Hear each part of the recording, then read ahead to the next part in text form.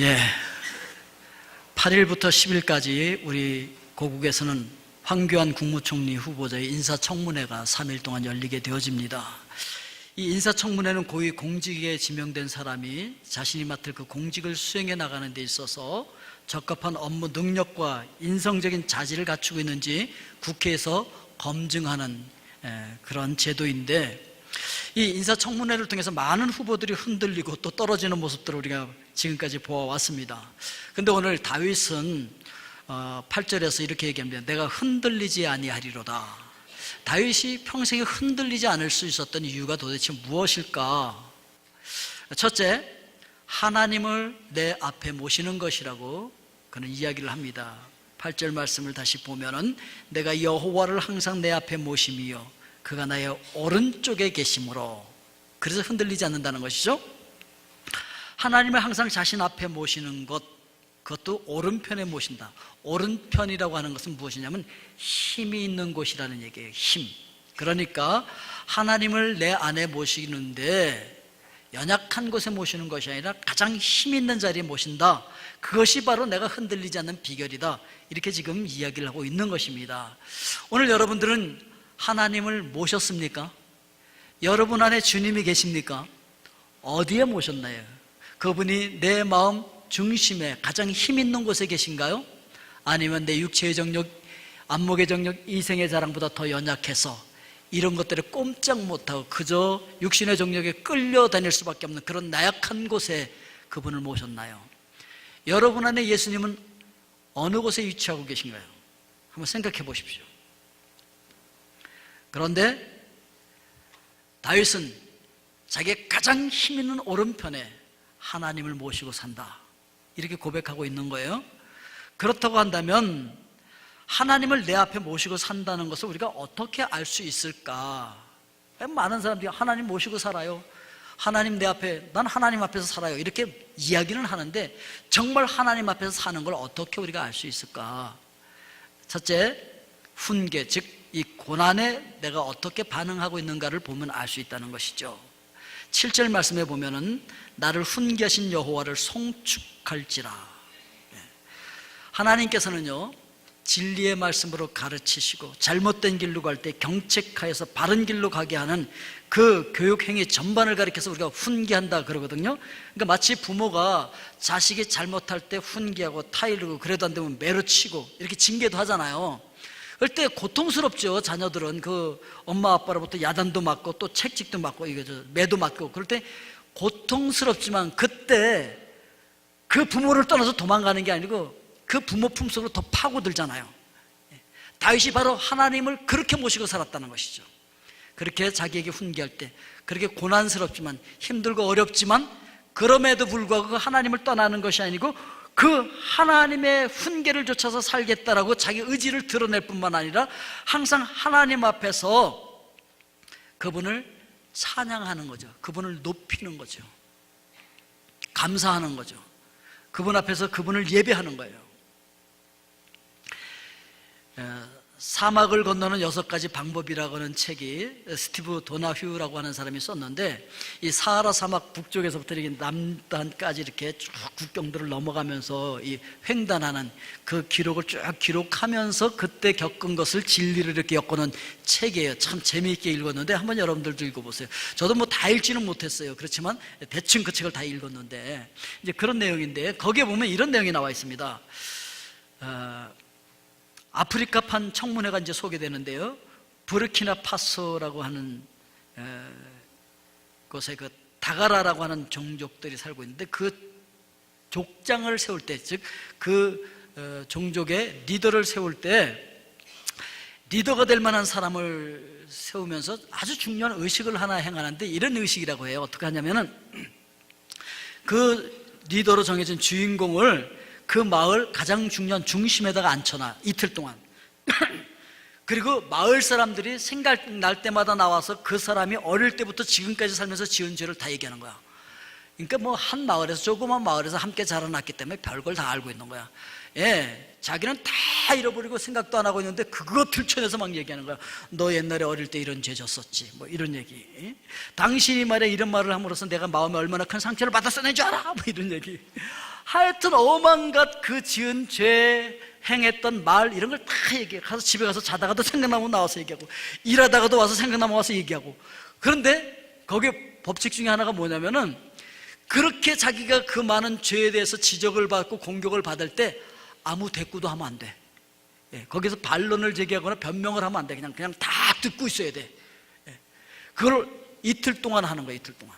사람들이 와서 막 지적하는 거죠. 그런데 이 의식은 누구를 정죄하거나 낙마시키려는 데 목적이 있는 것이 아니라, 그 과정을 거쳐서 그 사람을 연단시켜서 그 부족의 지도자로 든든하게 세우기 위해서 이런 의식을 행한다는 거예요. 요한복음 12장 47절 말씀에 보면 예수님이 이렇게 말씀하셨어요.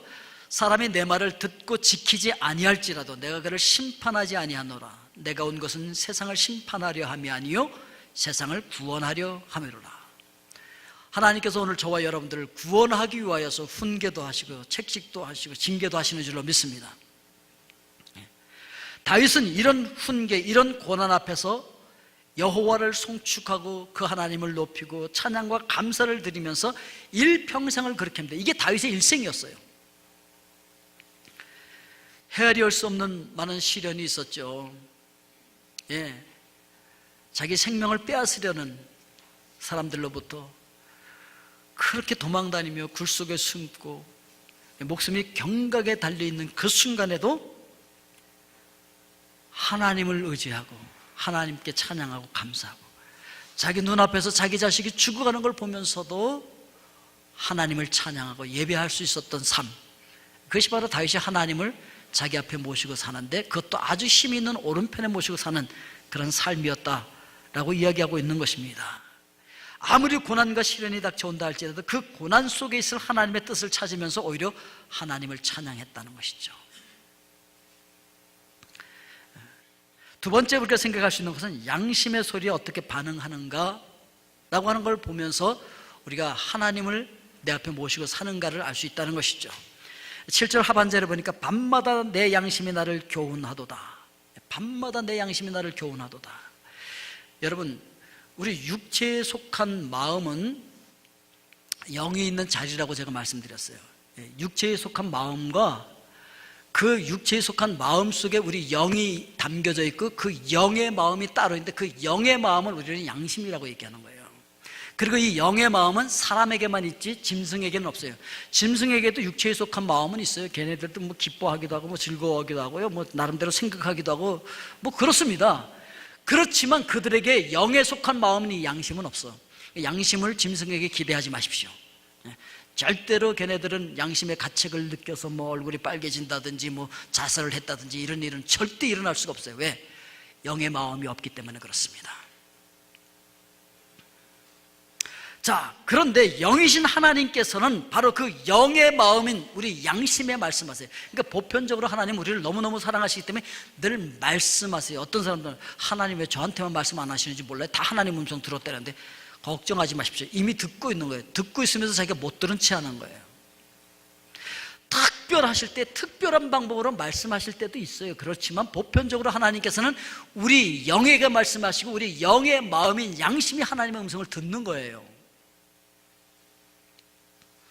그런데 다윗은 자기 안에 들려오는 그 영의 마음, 즉 양심의 소리에 귀를 기울이고 거기에서 긍정적으로 반응하고 순종함으로 말미암아 여호와를 항상 자기 앞에 모시고 사는 삶을 살았다는 것이죠. 특별히 오늘 말씀해 보니까 밤마다 내 양심이 나를 교훈하도다. 밤마다 내 양심이 나를 교훈하도다. 이렇게 말하고 있는데, 히브리인들은요, 밤이 하루가 시작되는 시작점이에요. 그리고 하루가 마치는 시작점이 밤이에요. 그래서 밤에 하루가 시작되고 맞춰지는 거예요. 그래서 하루를 시작하면서 계획을 세우고 하루 일과를 마치고 마무리하는 그때 바로 양심의 소리, 하나님의 음성을 들었다는 것이죠. 그러니까 하루를 시작하면서 자기 영에게 말씀하시는 주님의 음성을 듣는 거죠. 너 지금 그 계획하는 그거 옳은 거야? 라고 듣는 거죠. 하루를 마감하는 그 밤에 너 오늘 행한 일, 그리고 한 말, 그리고 가슴에 품고 있는 생각, 그거 정말 부끄럽지 않은 거야? 라고 하는 하나님의 음성을 듣는다는 것이죠. 바로 이렇게 음성이 내 안에 들려올 때 거기 반응하는 것이 하나님을 항상 내 앞에 모시고 사는 삶이라고 고백하고 있는 거예요. 이렇게 살았던 사람 한 사람 여러분 기억나시죠? 요셉이라는 사람. 항상 하나님을 자기 앞에 모셨어요. 그것도 아주 힘있는 오른편에 모셨기 때문에 그 하나님이 굉장히 셌어. 그래서 그 하나님 앞에서 어떤 죄도 지을 수가 없었어요. 창세기 39장 9절에 보니까 이 집에는 나보다 큰 이가 없으며 주인이 아무것도 내게 금하지 아니하였어도 금한 것은 당신뿐이니 당신은 그의 아내임이라. 그런즉 내가 어찌 이 큰 악을 행하여 하나님께 죄를 지으리까.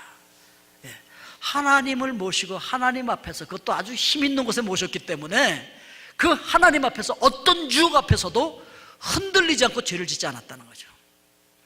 예, 여러분, 하나님을 내 앞에 모시고 사는 사람들은 흔들리지 않습니다. 유혹에 흔들리지 않습니다. 죄에 흔들리지 않는다는 거죠. 요셉처럼.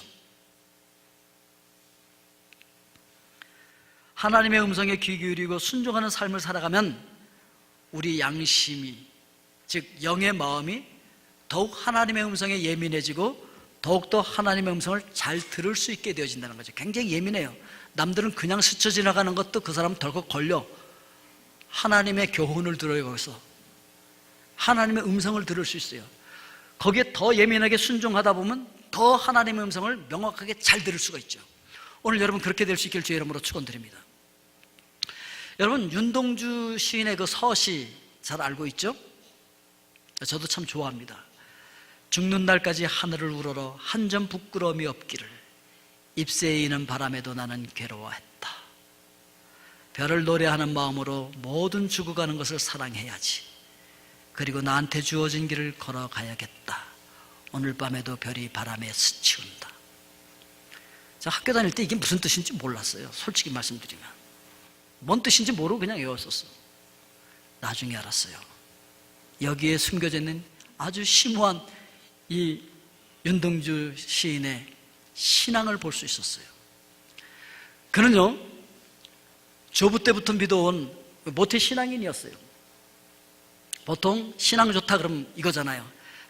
이 세상에 어떤 비바람이 불어도 우리는 나중에 저 천국에서 별처럼 빛날 거야. 그때를 바라보면서 오늘을 견디자 라고 하는 것이죠. 그럼 굉장히 신앙 좋은 거잖아요. 안 그렇습니까, 여러분? 그런데 윤동주 씨는 그거에 갈등한 거예요.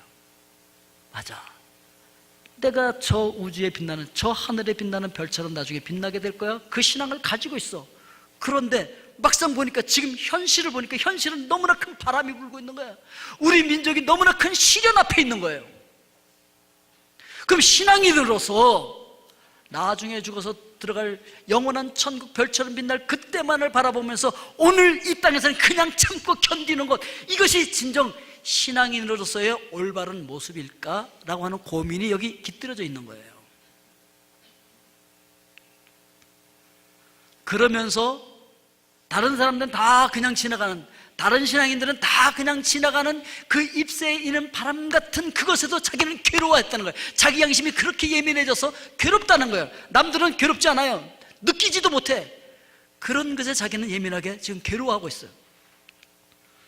별을 노래하는 마음으로 모든 죽어가는 것을 사랑해야지. 별을 노래하는 마음으로. 무슨 뜻인지 아십니까? 뜻이 하늘 위에서 이루어진 것 같이, 하늘 위에서 이루어진 하나님의 뜻, 그 빛나고 영광스럽고 그 멋진 하나님의 계획과 우리 이 다음에 그 천국에 가서 별처럼 영원토록 빛나게 되죠. 그것 너무 아름답죠. 그걸 노래해야 되죠. 찬양해야죠. 근데 그 마음으로 윤동주 시인은 이 땅에 죽어가는 모든 것들을 사랑해야지. 모든 죽어가는, 시름 속에 고통당하는, 죽어가고 있는 이 모든 것, 이 민족, 이 현실을 나는 사랑하고 여기서 뭔가를 내가 지금 해야 되겠다. 그리고 나한테 주어진 길을 걸어가야겠다. 사명의식이 있는 거죠. 그래, 내가 신앙으로 나중에 별처럼 하늘나라에 가서 빛날 그것만 바라보지 않고 이 땅에서 내가 해야 할 일이 있어, 사명이 있어, 나는 그 사명의 길을 걸어가야겠어 라고 하는 신앙 고백인 것이죠. 그러면서 오늘 밤에도 별이 바람에 스치운다. 별이 바람에 스친다. 아니, 별이 어떻게 바람에 스쳐요? 별이 무지에 떠 있는데 어떻게 이 땅에서 바람 분다고 해서 거기 스쳐 지나갑니까? 말이 안 되는 거지만 말이 되는 거예요.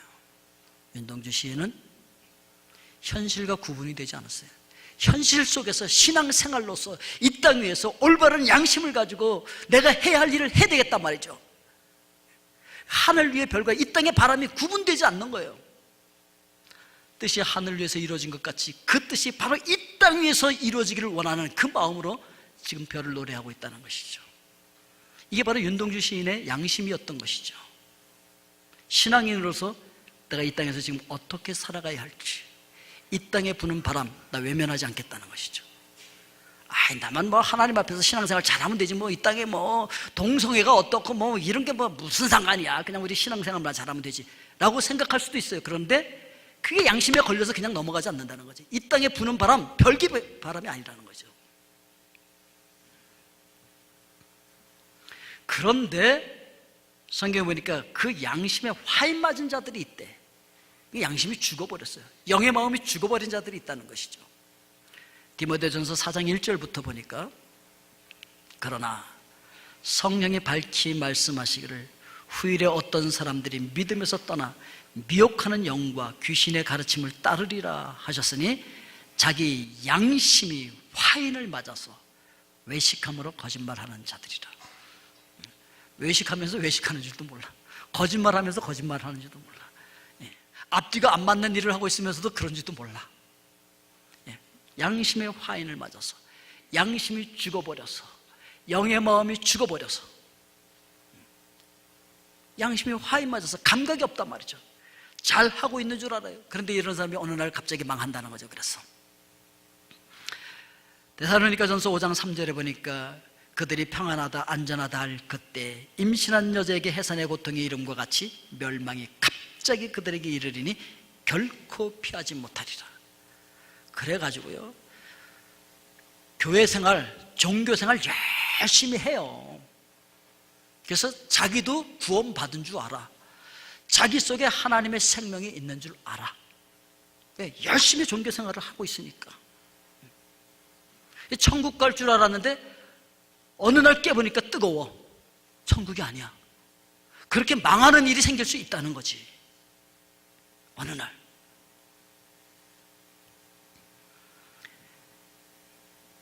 그래서 바울은 계속해서 우리에게 격려하면서 또 경고를 하고 있는 모습을 찾아볼 수 있습니다. 디모데전서 1장 19절 말씀에 보니까 믿음과 착한 양심을 가지라. 어떤 이들은 이 양심을 버렸고 그 믿음에 관하여는 파선하였느니라. 믿음이 좋은 것 같지만 겉으로 보기에만 그렇지 사실 양심이 착하지 않아. 양심이 악해. 즉 그 마음 안에 있는 영의 마음이 악하다는 거예요. 영이 교만해. 그럴 수 있어요, 여러분. 겉으로는 굉장히 겸손한 것 같아요. 육에 속한 마음으로는 굉장히 푸근하고요, 굉장히 좋고요, 선한 일도 많이 하는 것 같아요. 그런데 그 안에 있는 영이 교만하고 영이 악할 수 있어요. 영의 마음이 악해. 그래서 정말 믿음이 있으면 영이 착하다는 거예요. 착한 양심을 가지라는 것이죠. 어떤 이들은 이 양심을 버렸고 그 믿음에 관하여는 파선하였느냐. 그러니까 이런 사람들은요, 믿음이 있다고 하지만 사실은 믿음이 없는 거라는 것이죠. 믿음이 깨져버렸다는 것이죠.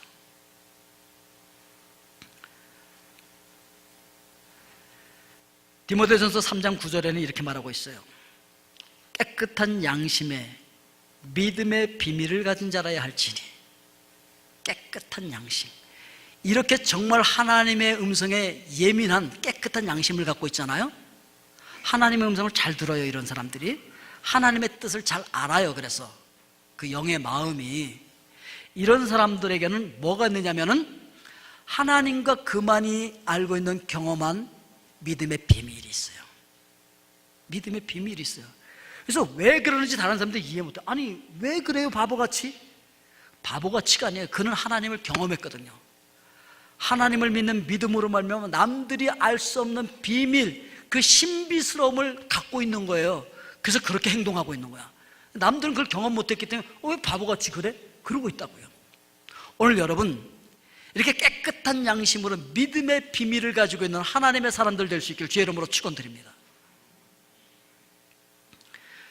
다윗은 항상 이 양심의 소리에 귀를 기울이며 사람들을 의식하는 것이 아니라 자기 안에서 하나님께서 말씀하시는 그 음성에 민감하게 반응하며 순종했다는 것이죠. 그게 바로 하나님을 내 앞에 모시고 사는 것이다 라고 하는 것이죠. 이렇게 하나님의 음성에 민감하게 반응하면 결코 요동하지 않고 흔들리지 않는 인생을 살 수 있다라고 하는 걸 우리에게 가르쳐주고 있는 거예요. 그래서 이 훈계, 이 고난과 양심, 이 두 단어는요, 내가 하나님 앞에 서 있고 하나님을 내 안에, 내 앞에 모시는 거라는 것이죠. 그래서 하나님께서는 한 손에는 훈계를, 한 손에는 양심을 가지고 항상 우리 앞에 다가오시는 것이죠. 두 번째, 그럼 이렇게 하나님을 모신 삶의 결과는 어떤 것일까? 오늘 9절 말씀을 보니까 이러므로 나의 마음이 기쁘고 나의 영도 즐거워하면 내 육체도 안전히 살리니, 이렇게 말씀하십니다. 그러니까 내 육체의 마음에도 기쁨이 있어요. 그리고 영의 마음, 양심도 기뻐. 그리고 내 육체도 안전하게 보호되어질 수 있다, 이렇게 이야기하고 있는 거예요. 우리의 마음과 영과 육체는요, 우리를 구성하고 있는 3요소예요. 그래서 사람, 그럴 때는 어떤 한 부분만 가리켜서 사람이라고 얘기하지 않아요. 그 영과 그 마음, 그 혼과 그 육체, 이 3요소를 다 합쳐서 사람이라고 얘기하는 거예요. 근데 이 사람은요, 이 세 부분이 다 좋아야 돼. 그래야 행복해요. 어떤 한 부분만 좋다고 해서 행복할 수 없어. 뭐 육체미 자랑하고 뭐 육체만 건강하다고 해서 행복하지도 않고, 그냥 육체에 속한 마음만 기쁘다고 해서 행복하지도 않아요. 이런 거 여러분 경험해 보셨습니까? 육체에 속한 마음은 너무 기뻐. 근데 한쪽 양심은 좀 꺼림직해. 그런 일 경험하셨습니까, 여러분? 예, 육체와 육체에 속한 마음은 막 기뻐요. 잘 됐어요. 그런데 한쪽 마음에서는, 양심은 좀 꺼림직해. 이것 때문에 누군가가 불이익을 당하고 있거든. 예. 그건 영이 기쁜 게 아니에요. 우리가 행복하려면 우리 육체의 마음뿐만 아니라 우리 영, 양심과 우리 육체 모두가 다 잘 될 때 우리는 정말 행복할 수 있다는 거죠. 오늘 그러한 진정한 행복이 여러분들에게 넘칠 수 있길 주의 이름으로 축원드립니다. 또한 영원한 행복을 누리게 되어진다는 거예요. 영원한 행복.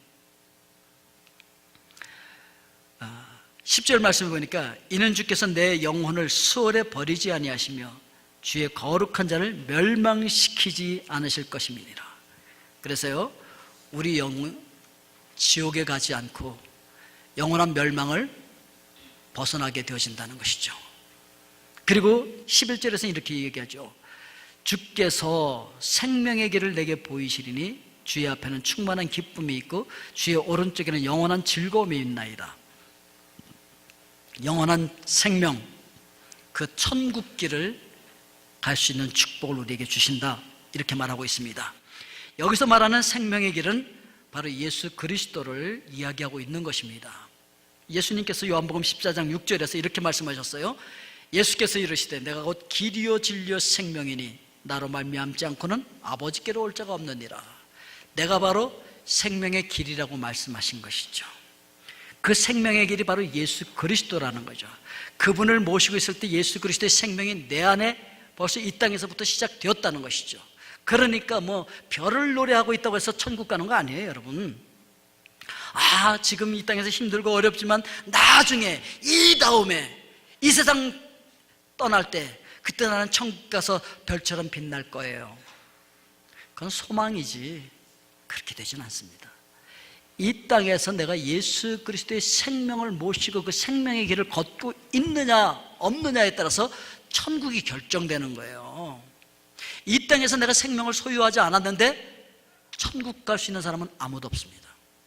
오늘 여러분들은 그 생명이신 예수 그리스도가 여러분 안에 있습니까? 여러분 안에서 그 생명이 약동되고 있습니까? 여러분 안에서 그 생명이 역사하고 있어서 여러분들이 살아갈 때 그 여러분 안에 있는 예수 그리스도의 생명이 밖으로 드러나고 열매 맺어지고 드러나고 있느냐 말이죠. 그 생명이 나를 주관하고 있느냐는 것이죠. 바울처럼 내게 사는 것이 그리스도니라고 말할 수 있느냐는 것이죠.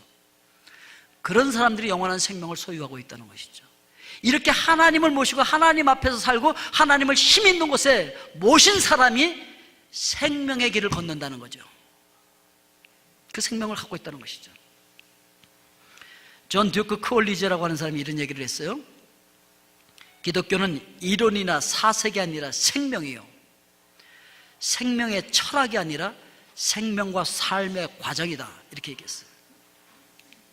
주님과 함께 영원한 생명을 누리고 주님 안에서 그분의 모든 것, 즉 충만한 기쁨, 영원한 즐거움을 누릴 수 있는, 그게 바로 생명의 길을 가는 사람이다, 이렇게 얘기하는 거예요. 예수 그리스도의 생명을 가지고 있는 사람이 이걸 누리고 있어요. 그래서 신앙의 본질적인 의미는 살아계신 하나님과 인격적인 관계를 맺고 그분의 생명을 누리면서 살아가고 있는가 하는 거예요. 생명을 나눠서 생명을 가지고 있다는 것은 어떻게 여러분들이 이해하면 편한가 하면은, 여러분들의 자녀가 아파서 밤새도록 끙끙 앓아 누워있을 때 엄마의 마음이 어떤가요? 그때 아유 자식 뭐 아파서 죽건 말건 그냥 난 좀 졸리니까 자야지, 그런 마음이 듭니까? 아니에요. 같이 아파요, 마음이. 아니, 자식보다 내 마음이 더 아파. 차라리 내가 아파주는 게 더 나아. 같은 마음을 소유했단 말이에요. 그 마음을 같이 누리고 있는 거예요. 자녀가 학교 가서 뭐 반장이 되든지 회장이 되든지 뭐 100점을 받았든지 뭐 너무 이뻐서 들고 뛰어서 엄마 아빠 나 100점 맞았어 이거 뛰어 들어오면, 아이고 저 녀석은 100점 맞는데 나는 인생이 뭐냐, 그리고 막 그냥 슬픕니까 여러분들? 아니에요. 같이 기뻐요. 같이 그 기쁜 마음을 같이 공유한단 말이에요. 같이 그 마음을 같이 갖고 있단 말이에요. 여러분들의 모든 즐거움과 모든 슬픔과 모든 괴로움과 모든 죄 다 예수님이 가져가셨어요. 공유해버렸어요. 예수님이 가져가셨어요. 그리고 그 모든 걸 가지고 그 죄의 대가로 예수님께서 죽어버렸어요. 그리고 예수님의 그 풍성함, 영원한 생명, 예수님의 기쁨, 예수님의 즐거움, 예수님의 승리, 예수님의 의, 이 모든 것들은 다 내 것이 되었어요. 여러분 이거 공유하고 계십니까? 이거 공유하고 계십니까? 이거 공유한 사람이 예수님의 생명을 가지고 있는 사람이에요. 이게 정말 느껴지는 사람이 예수님의 생명을 가지고 있는 사람입니다. 그 사람이 예수 그리스도와 함께 죽고 예수 그리스도와 함께 살아난 진정한 세례받은 사람이에요. 이 사람들이 살아난 사람들이라는 거죠. 이 사람들이 바로 신앙생활을 하는 사람들이라는 거예요. 종교생활과 신앙생활은 다릅니다. 종교생활은요, 세상의 다른 종교에서도 얼마든지 할 수 있어요. 그렇지만 기독교는, 우리가 믿는 이 신앙은 그런 종교 따위가 아니라는 거예요. 뭐 정신 통일을 한다든지 마음 수련을 하는 이런 것과는 차원이 달라요. 우리가 믿는 하나님은 살아계신 하나님이십니다. 그렇기 때문에 어떤 의식이라든지 어떤 행위로 그분과 온전한 관계를 맺어질 수 있는 게 아니에요. 내가 착한 일을 많이 했기 때문에 그분과 인격적인 관계 맺는 거 아니에요. 어떤 의식을 행했기 때문에 그분과 관계를 맺는 것이 아니에요. 하나님은 우리의 마음과 마음이 통하는 그런 생명의 관계, 인격적인 관계를 요구하고 계신다는 것이죠. 그래서 예수 믿는다고 하는 교인들을 향해서 하신 말씀이 뭐였냐면은, 계시록 3장 20절에서 볼지어다 내가 문 밖에 서서 두드리노니 누구든지 내 음성을 듣고 문을 열면 내가 그에게로 들어가 그로 더불어 먹고 그는 나로 더불어 먹으리라 말씀하셨어요. 교인들을 향해서 하신 말씀이에요. 안 믿는 사람을 향해서 말씀하신 게 아닙니다. 예수 믿는다고 하면서 열심히 예배 드린다고 종교 행위를 하고 있는 사람들인데 그 안에 예수님의 생명이 없더란 말이죠. 그래서 예수님의 생명의 길을 이 땅에서부터 걷지 못하더라는 것이죠. 하나님께서는 살아있는 신앙을 요구하고 계신다는 것이죠. 살아있는 신앙인이 되면 신앙생활, 종교 행위가 아니라 신앙생활을 하면 어떻게 되는 줄 아십니까? 마지못해 억지로 하는 게 사라집니다. 마지못해 억지로 아이고 오늘 또 일요일이네, 주일이라고 하지도 않아. 그런 사람들이 일요일이네, 주일은 주님의 날이라는 뜻이잖아요. 근데 일요일이네 그러면요 태양을 섬기는 날이라는 얘기예요. 썬데이, 일요일이네, 공휴일이네. 아이고 교회 안 가면 또 뭐라 그러겠지, 얼굴 도장 가서 찍어야지. 이렇게 억지로 오는 게 아니란 말이죠. 신앙생활을 하는 사람들은요 주일날 교회 가는 게 너무 기뻐요. 기대가 돼요. 흥분이 돼요. 왜? 사랑하는 그분을 만나고 그분 앞에 예배드리는 날이니까, 그분 앞에 가서 찬양하고 그분 앞에 기도하고 그분의 말씀을 듣는 날이니까, 내 사랑하는 님과 함께 교제하는 날이니까 기대가 된다고요. 헌금 드리는 게 어마 또 헌금 바구니 내 앞에 온다고 어쩌지? 그게 아니라 여러분 사랑하는 사람 앞에 있으면 지갑이 그냥 열린다니까요. 아닙니까 여러분? 사랑하면 뭔가 사주고 싶고 뭔가 주고 싶어. 기대가 되는 거예요. 그냥 저절로 우러나오는 거예요. 그게 자연스럽게 솟아나는 믿음과 사랑으로 하나님을 섬기게 된다는 거죠. 생명이 있으면 그렇게 돼 있어요. 오늘 여러분들 안에는 예수 그리스도의 생명이 있습니까? 그 생명의 길을 지금 걷고 있습니까? 아니라고 하면은 오늘 그분을 여러분 앞에 모십시오. 이렇게 기도하십시오. 주님, 제 마음을 엽니다. 저의 주인이 되어주세요. 저의 가장 힘 있는 곳에 와주세요. 그래서 세상의 바람 앞에서 흔들리지 않는 인생이 되게 해주세요. 그리고 내가 잘못되어 있으면 나를 훈계하시고 경책하시고 고난의 길을 걷게 하실 때 그때 하나님의 뜻을 발견하게 하여 주시고 오히려 하나님을 높이고 찬송하며 예배하는 다윗과 같은 삶을 살게 해주세요. 내 삶의 시작과 끝에 내 마음 깊숙한 곳에서 들려오는 양심, 즉 하나님의 음성에 민감하게 반응하고 순종할 수 있는 사람 되게 해주세요. 그래서 마음의 기쁨과 내 영의 즐거움과 내 육체가 안전하게 지켜지게 해주세요. 그리고 멸망의 길을 벗어나서 영원한 천국의 생명을 누리는 하나님의 사람, 예수 그리스도의 마음, 예수 그리스도의 생명을 갖고 그 생명의 길을 걷는 사람 되게 해주세요. 이 땅에서부터 주님과 인격적인 생명의 관계를 맺고 자연스럽게 솟아나는 믿음과 사랑으로 하나님을 섬겼던 시인 다윗처럼 저도 하나님의 마음에 합한 사람 되게 해주세요. 오늘 여러분 이렇게 기도할 수 있길 주의 이름으로 축원드립니다.